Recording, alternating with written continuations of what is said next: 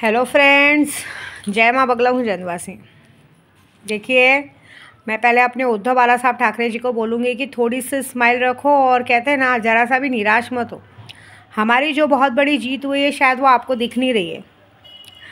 क्योंकि देखिए, आज भले जो भी आज शिवसैनिक को दो शिवसैनिक करके, एक कहते ना, एक अंग का दो भाग करके जो लोग आपको छोड़ के गए थे, आज वो लोग पछता रहे, क्योंकि उनका पूरा का पूरा कुनबा एक हो गया, मतलब एकदम अकेला और अनाथ हो गया।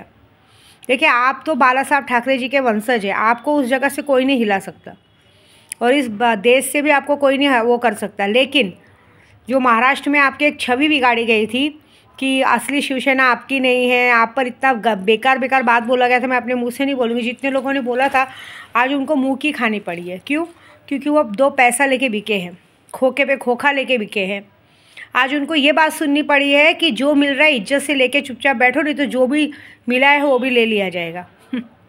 आज प्रभु का वचन याद आ गया, दोगे तो दिया जाएगा, और ये सोच के रख लोगे कि ख़त्म हो जाएगा तो वो भी ले लिया जाएगा। तो ये बात समझ जाओ कि अभी जो होने वाला है बहुत बड़ा होने वाला है। देखिए, मैं आज 2 साल से मेहनत कर रही हूँ। मेरे को अब देखिए ऐसा नहीं चाहिए कि मुझे मेरा नाम या कुछ चाहिए, मुझे मेरे नाम की ज़रूरत नहीं है, क्योंकि मैं अगर दूसरों का नाम बढ़ा सकती हूँ, आपके लिए इतनी पूजा कर सकती हूँ, तो खुद के लिए भी कर सकती हूँ। बस आप निराश मत हो। आज उन लोगों को कहीं ना कहीं जो मतलब उनके मेरे को तो अभी ये चिंता हो रही है कि जो उनके पीछे पीछे उनकी पार्टी में सब लोगों ने समावेश कर लिया था, आपको छोड़ के सबके सब पूरा का पूरा कुनबा उनके में चला गया था। अब वो लोग कहाँ जाएंगे? क्योंकि देखिए, अभी उन्हें केंद्रीय में सरकार में मंत्री पद मिले या कहीं पे कहते हैं ना गवर्नर की कोई भी पदवी मिले, उसका कोई मीनिंग नहीं है। उसको बाहर जानता कौन है? बाहर जानना क्या होता है? जहाँ पे हर जगह सम्मान किया जाता है। अभी हर जगह तक 2.5 साल तक हर जगह पे एक ही शिवसेना का नाम आ रहा था। अब क्या करेंगे? अब तो वो नामो निशानी मिट जाएगा। धीरे धीरे आने वाले समय पे कोई उन्हें जानेगा भी नहीं। सबसे बड़ी जीत की बात लोकसभा के चुनाव में जो हुआ था, जैसे अभी हमारे बिहार से पता चल रहा है, नीतीश कुमार जी ने भी अपना समर्थन हटा लिया, उन्होंने भी इस्तीफ़ा दे दिया। चंद्रचूड़ नायडू ने भी अपना हटा लिया, उनके पास भी 15-20 उम्मीदवार थे, जिनकी वजह से जो 30-40 कम पड़ रहे थे वो दोनों ने लेके हट गए। टूट गई सरकार यहीं पे, सब ने इस्तीफ़ा दे दिया। तो देखिए, जो होगा वो बहुत बड़ा होगा। सच्चे का बोलबाला, झूठे का मुँह काला। एक बात याद रखना, हम अघोरी हैं। अगर हम अघोरी आपके लिए मेहनत कर सकते हैं तो आपको हम पर भरोसा रखना चाहिए, और इस भरोसे के बदले बस थोड़ी सी इज्जत चाहते हैं। पैसा वैसा तो बिल्कुल नहीं चाहिए, पैसा तो हम कमा लेंगे, ठीक है? तो निराश मत होइए, बस ऐसी बात है। क्योंकि आपकी जो जीत हुई है वो बहुत बड़ी है। आपके आने वाले समय पे आपके आदित्य के लिए आपने जो रास्ता हमने क्लियर करवाया है वो बहुत बड़ी चीज़ है। आप समय का वेट कीजिए। कहते हैं ना, कठिन समय से हम जब निकलते हैं तो आगे वाले रास्ता बहुत बड़ा होता है, ऐसी बात है। कुछ पर्सनल लोग को, अभी मैं जस्ट माँ तारा के मंदिर जा रही हूँ। आज मैं पता नहीं क्यों मुझे कंठ पिचासी ने कुछ नाम बताया, और कुछ लोगों को अभी भी देख रही हूँ कि मुझ पे नज़र रख रहे हैं। मैं एक बात पूछना चाहती हूँ, क्यों? भगवान ने तुम लोगों को अगर थोड़ी भी एक पैसे की भी अक्ल दी है तो अपने में ध्यान रखो ना, अपने काम में। मुझ पे क्यों? मैं बनना चाहते हो? विद्या देवी बनना है? विद्या देवी बनने के लिए ना उतनी मेहनत करनी पड़ती है, ऐसी बात है। और दूसरी बात, मेरे घर के बाहर भी मेरा वीडियो पूरा गोरा ही देखता है, खास करके मेरे घर के आजू बाजू में। तो विद्या देवी इतनी फालतू गरज नहीं है कि हमारे घर के सामने लोग कूड़ा कचरा डाल रहे हैं तो हम बीएमसी वाले को बोलो। मेरे वीडियो देखते उनको बता रही हूँ। मेरे बंगले में मेरी बेटी अगर खिड़की खोल के बैठी है तो लड़के ताड़ रहे हैं, तो तुम लोग उसको डांटने के बजाय, मतलब अगर अभी तुम्हारे घर की माँ बहनों को कोई नहाते धोते देखेगा तो तुमको मज़ा आएगा। अगर तुम्हें पता है कि हमारी विद्या बहन घर पे नहीं है, उनकी बेटियां अकेले, और उनकी बेटियों को कोई ताड़ रहा है, तो तुमको 2 झापड़ मारना चाहिए कि वहाँ जाके उनकी बातें हमारे तक पहुँचाना चाहिए। वो लोग तो जो ताड़ रहे हैं उनका तो मारण क्रिया पक्का है। दूसरी बात, हमारे आजू बाजू बंगले में चोरी हो रही है। अच्छा, एक बात बताओ, ये किसने कह दिया गोराई में कि मैं जहाँ रहती हूँ वहाँ पे मैं पूजा पाठ देखती करती हूँ?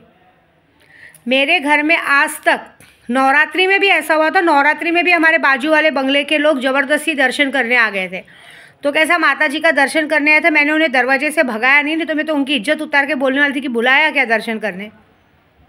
दर्शन करने भी जब तक ना बुलाओ, घर में किसी के आने की इजाज़त नहीं है, तो शर्म नहीं आती बिन बुलाए मेहमान बनाने का, कहीं भी मुंह उठा के चल देने का? मैं तो अपने आजू बाजू वालों से भी मतलब नहीं रखती हूँ, मेरे को पसंद ही नहीं है।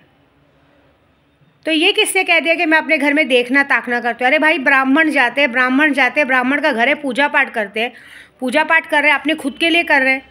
जो मेरे यूट्यूब के लिए करती हूँ, मैं बाहर जाके करती हूँ, दिन महीना भर यात्रा पे रहती हूँ। मेरे घर पे किसी का देख रेख नहीं होता है। मेरे घर पे तो आदमियों को एंट्री ही नहीं है। लास्ट टाइम भी मेरे ओनर का नाम लिया था किसी ने कि मेरे ओनर ने बाजू वालों को भेजा था। मैंने अपने ओनर को भी इनडायरेक्ट लिखा है, देखिए आपको भाड़े से मतलब रहना चाहिए, आपका भाड़ा लाइट बिल टाइम पे मिला, बस उतना। अपनी खुद की इज्जत खुद के हाथ में होती है, उसके बाद ऐसे नौबत ही मत लो। जिस दिन आपको चीज़ें टाइम पे नहीं मिली बात अलग है, लेकिन आजू बाजू तक अगर आप किसी को बोल रहे जाओ मिलो, तो ये गलती बिल्कुल नहीं करना। क्योंकि मेरे घर पे मेरी 2 जवान बेटियां रहती है, मैं अपने घर में किसी को भी नहीं बुलाती हूँ, मुझे पसंद ही नहीं है। आजू बाजू में चोरियाँ हो रही है तो क्या मैं चोर ढूंढते बैठूँ? यही काम बचा है मेरे को, आलतू फालतू का काम लेने का। हाँ, चले दिन दहाड़े ड्रग्स का धंधा हो रहा है, वो हो रहा है, कोई पकड़ता नहीं है, और चले विद्या देवी को बनाने। तुम लोग मेरा मजाक उड़ाने को देख रहे हो क्या? तुम्हारा मजाक बनाओगे? तुम्हारी खड़े खड़े दुकान बंद करवाऊँ क्या सबकी? ये बताओ। अरे आपके घर में चोरी हो रही है, पुलिस में कंप्लेंट करो। मेरे बंगले में कैमरा लगा है, लेकिन वो कैमरा बीएमसी वाले का है। हमारा खुद का ओनर जब मना करता है कि मेरा नंबर नहीं देने का, सीधी बात है ना भाई, वो घर भाड़े पे देके जा चुका है, उसको अपना नंबर किसी को नहीं देना है, तो ज़बरदस्ती उससे बात करने का। और बात करना है तो वहाँ बहुत मैं तो आज आई हूँ वहाँ पे रहने, वो तो इतने सालों से रहता, तो बहुत सारे लोगों के पास नंबर होगा।